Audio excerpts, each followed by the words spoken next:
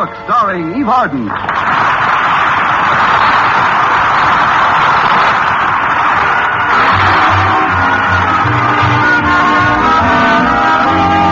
Miss Brooks, who teaches English at Madison High School, has been going with Philip Boynton for quite some time now. 6 years to be exact. But only once or twice during that period did she have to worry about the eternal triangle. And that's not unusual when your boyfriend is the eternal square. Still, I must admit, I did see green about 2 weeks ago when Mr. Boynton began dating a young society beauty named Lucy Fairchild. I got angry, we had an argument, and I finally asked Mr. Boynton to choose between us. Did he want a beautiful young society girl with $1 million, or a steadily employed English teacher with a guaranteed pension in 20 years? Oddly enough, he chose me. And to make my happiness complete, our beloved principal, Mr. Conklin, invited the two of us to spend this past weekend with him and Mrs. Conklin at their cabin on Crystal Lake. Friday morning, my landlady was in my room with me, helping me pack, when she suddenly began to get sentimental. Connie, do you realize this is the first time we've been separated in almost a year? Oh, I am going to miss you, dear. Promise me you'll write every day. But, Mrs. Davis, I'm only going to be gone 2 days. Why, I'd be home before the first letter reached you. Oh, how nice. Then we could both sit down and read it together. Better still, why don't I write the letter now and let you read it to me while I'm packing? I know just what I'd say in it. I'd tell you what a wonderful time I'm having with Mr. Boynton. I hope it comes true, dear. It's just too bad Osgood will be around to pester you two. You're not kidding. Ever since Mr. Conklin saved Mr. Stone by pulling him out of that open elevator shaft, he's been playing the hero role to the hilt. But to spend a weekend with Mr. Boynton, I can even bear Mr. Conklin. Connie, I know it's a touchy subject, but, well, has Mr. Boynton really given up that society girl? Oh, absolutely. Mr. Boynton is through with the Crepe Suzette's crowd. I think he realizes now that we donut dunkers were made for each other. Still, I wonder... Wonder what, Mrs. Davis?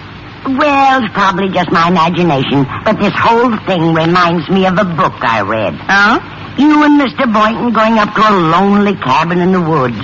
It's before the regular season opens, nobody around. He's torn between you and that society girl. He takes you out in a shaky rowboat. Connie, it's an American tragedy all over again. An American tragedy? Oh, Mrs. Davis, you certainly have an imagination. What an utterly fantastic thought. Oh, of course it is, dear. Of course it is. It's an utterly fantastic idea. Look, Mrs. Davis, for your information, Mr. Boynton has never even read an American tragedy. Now, let's just forget the whole thing. Oh, that's Walter to drive me to school. Come in, Walter. The door's open. Mrs. Davis, please, not a word to Walter about what we've been discussing, or I'll never hear the end of it. Honey, I give you my word, my lips are sealed. And you know when I give anyone my word, I could be drowning and pardon me, dear. Oh, good morning, Walter. And a good morning to the two fairest ladies of my acquaintance. Hey, it looks like you're practically all set for the big weekend, Miss Brooks. Yes, Walter. A mad, glorious weekend away from classrooms, books, and American-born students who refuse to learn the English language. Yeah, but you'll still have old Marblehead. You'll have Mr. Conklin with you. Harriet says that living with him these days is like living with a combination of John Wayne and Fearless Fosdick. Did you see the poem he wrote called Keep Your Head? It covers the entire school bulletin board. 32 stanzas. Did you read it, Miss Brooks? It's all about courage. I read it, Walter, and for the first time I was glad I was a coward. But Mr. Conklin, or no, Mr. Conklin, I'm looking forward to a wonderful weekend. Yeah, I don't blame you. You and Mr. Boynton away together in a lonely cabin in the woods before the regular season opens. Nobody near, no society girl around. Just the two of you out in the lake alone in Mr. Conklin's shaky rowboat. Hey, it's an American tragedy all over again. An American tragedy. Why, Walter, that's the most fantastic thing I ever heard of. In the last 30 seconds. Actually, it's a perfectly ridiculous idea. Oh, I wasn't for a minute implying that such a thought would ever enter Mr. Boynton's head. Well, I'm glad of that. Now, just forget the whole thing. Only, why has he been reading that book for the past 3 weeks? He's been reading An American Tragedy? Oh, but, Connie, what difference does it make? There's probably no connection between the two. Oh, of course not. No connection between the two. None at all. None whatsoever. Absolutely no connection. Now, the whole thing is absurd, Walter. The whole idea of going up to the cabin was Mr. Conklin's, not Mr. Boynton's idea, and I don't expect to go out on the lake up there anyway. Oh, sure. Sure, there's no comparison between the two situations. I'm sorry if I made you nervous, Miss Brooks. Nervous? Me nervous? Don't be silly, Walter. Connie, I don't want to rush you, but don't you think you should be on your way to school? Right, Mrs. Davis, I'm all ready. Come on, Walter. Let's get into your boat and row to school.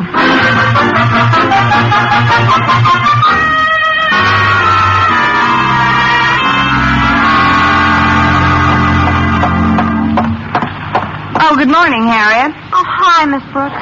Why so depressed this morning, dear? I just left Daddy's office.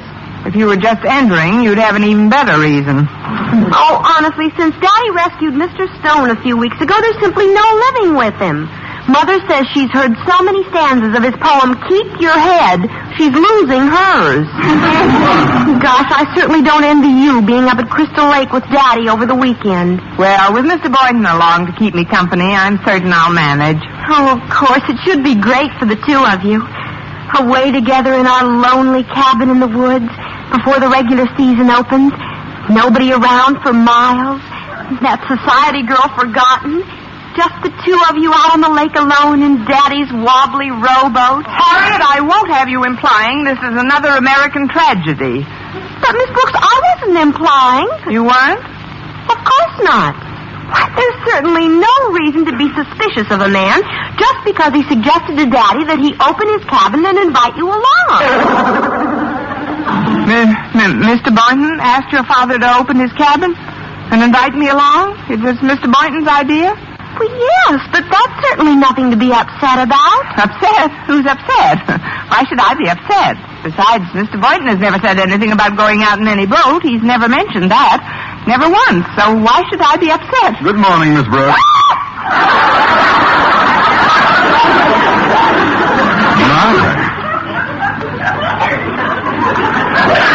What did I do to deserve such a charming greeting? Now step into my office, please. I want to have a word with you. Yes, sir. I'll see you later, Harriet. Bye, Miss Brooks. You needn't sit down since this won't take a minute, Miss Brooks. I presume you've seen my poem on the bulletin board. I posted it yesterday just before lunch. You couldn't miss it going to the cafeteria.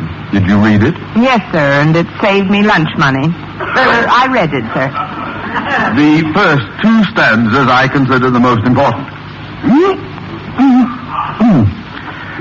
Keep your head, by Osgood Conklin. When others about you show panic and fear, just keep your head and never lose cheer. The world makes room for the heart that is brave, so just keep your head. Ride the crest of the wave. Miss Brooks, tell me truthfully, have you ever heard anything so inspirational?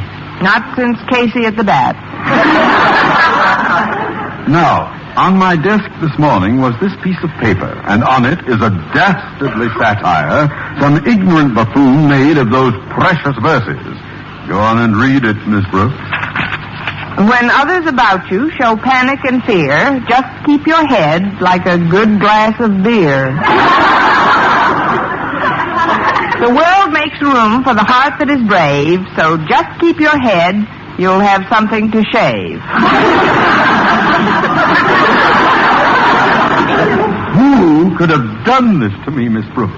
Who could have played this ghastly trick on Osgood Conklin? Who? Miss Brooks, are you listening to me? Oh. Did you hear what I said? Oh, pardon me, Mr. Conklin. I really don't know who could have written it. Will you excuse me now, sir? I'm not myself today. I feel a little nervous. Oh, well, then this weekend with us up at the lake will do you good. You'll have plenty of opportunity to be alone with Mr. Boynton. You've always wanted that, haven't you? Yes, but not quite this way. That is, it should be nice, sir. It certainly should be for both of you. But something he asked me yesterday has me a little puzzled.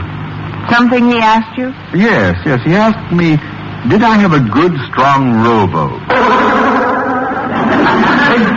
Good, strong rowboat. He asked you that? Well, when did he ask you that? Right after he asked me how deep the middle of the lake was.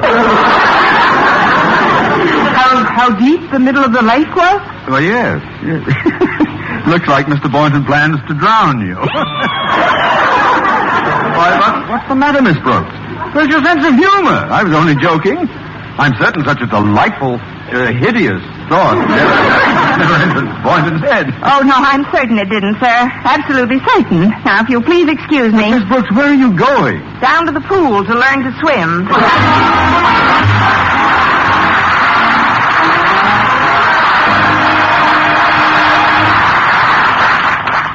Oh, Miss Brooks.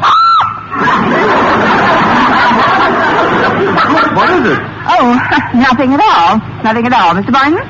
Well, nice bumping into you. On dry land, that is. See you next week sometime. Bye. Next week? Miss Brooks, what are you talking about? You haven't forgotten our trip this weekend, have you? Oh, no. I remember the weekend under Crystal Lake. On Crystal Lake. But frankly, I've been thinking of staying home this weekend. But, Miss Brooks, you promised to go. I thought we'd patched up our little difference, and I really have been looking forward to it. You really have been looking forward to it? Yes, and I've made some plans. Little on the romantic side, if you know what I mean. It doesn't matter. With me, both sides are romantic. Oh, gosh, how could I have been so silly? What are your plans, Mr. Boynton? Well, tonight after dinner, just as the full moon comes out in a perfect blue sky, we'll go out in Mr. Conklin's rowboat. I'll need just one big, powerful oar. And I'll show you how to sit so you don't rock the boat. And even if you do fall into the lake, I can swim.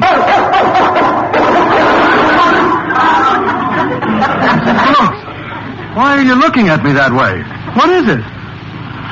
Oh, I think I know what's bothering you. You're mystified as to my actual reason for this trip. Now, isn't that it? No, I've read chapter 23. My actual reason for going up to the lake is to gather first-hand information on the nocturnal habits of the speckled-throated frog. The nocturnal habits of the speckled-throated frog?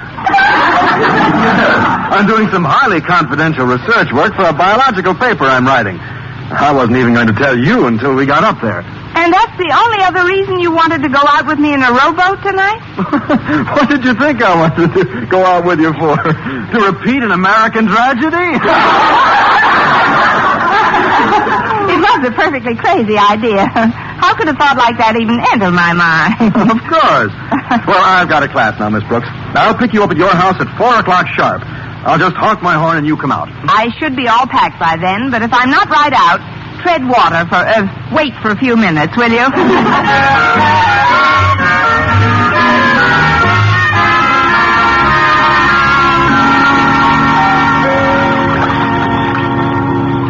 Osgood, ever since we arrived at the cabin 3 hours ago, you've been behaving ridiculously. Now come out of that rowboat this instant. Quiet, passion flower. Believe me, Boynton has gone completely berserk. Everything he's done so far clearly indicates he plans to marinate Miss Brooks tonight. Osgood, please stop hiding under that tarpaulin. They're bound to see you sooner or later. Believe me, Poopsie girl, your Osgood knows what he's doing.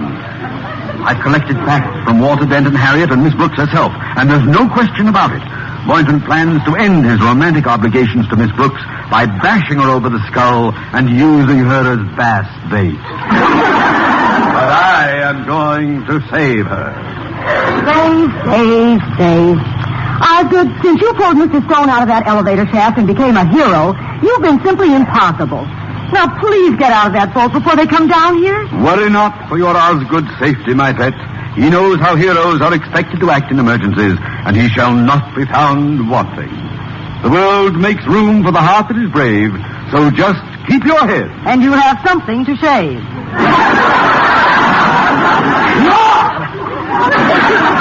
Then it was you wrote that satire. For 20 years, I've clasped a Delilah to my